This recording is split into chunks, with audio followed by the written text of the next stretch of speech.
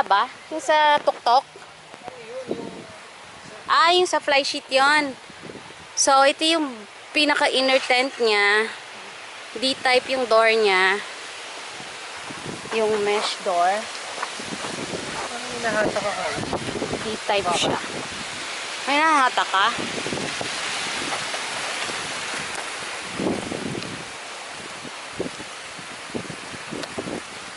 Ayan, D-type siya.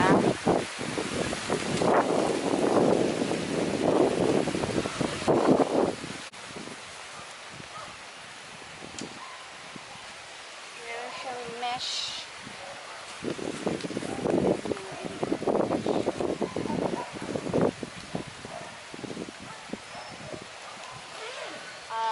Double zipper. Double zipper yun siya. Ayan.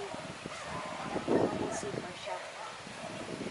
So, ang dimension niya is 270 cm by 120. Kasi maano talaga yung ground sheet na yan. Hindi talaga yan pantay.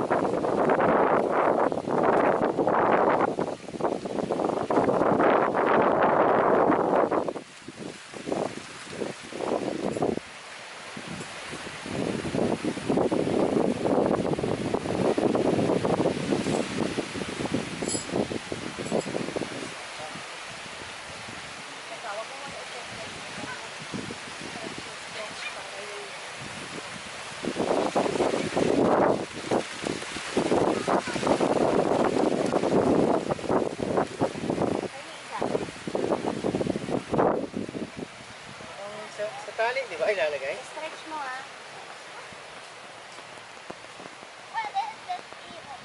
Stretch mo ah. Mary! No!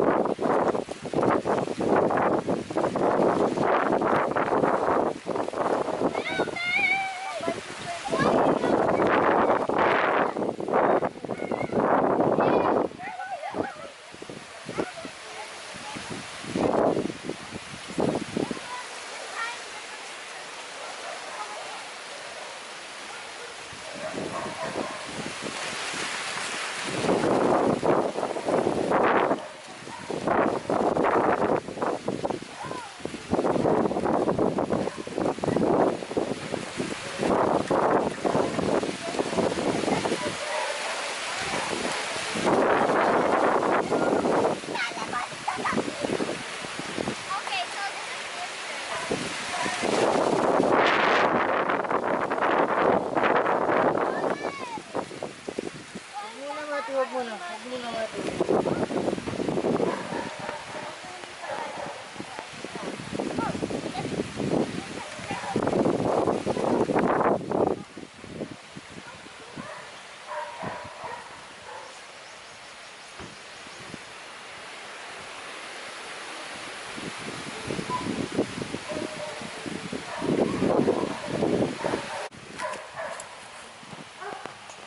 So, pag fully pitch siya, yan ang itsura niya. So, tunnel type siya. Meron siyang main room, tsaka meron siyang hall room. Tapos, tatay, yung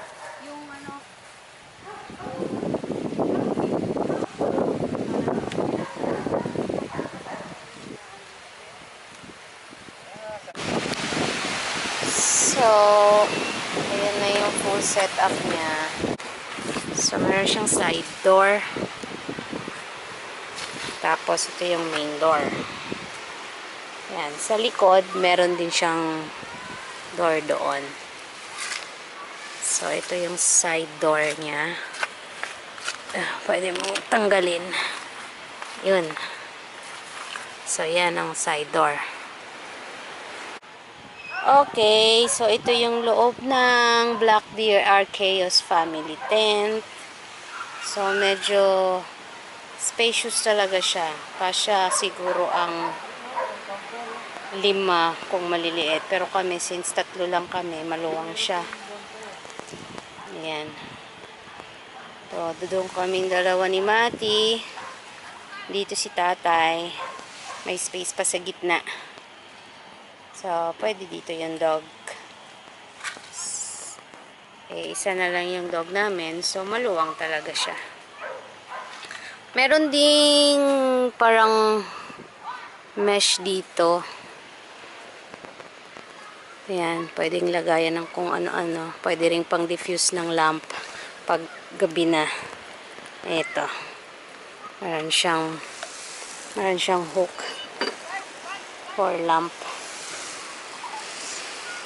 So, parang dual purpose siya. Pang diffuse ng light at mga lagayan ng kung ano-ano. So, roomy talaga siya. Medyo mataas yung height niya. Medyo kaya ko pang tumayo. Kasi maliit lang naman ako. So, kaya kong tumayo sa loob.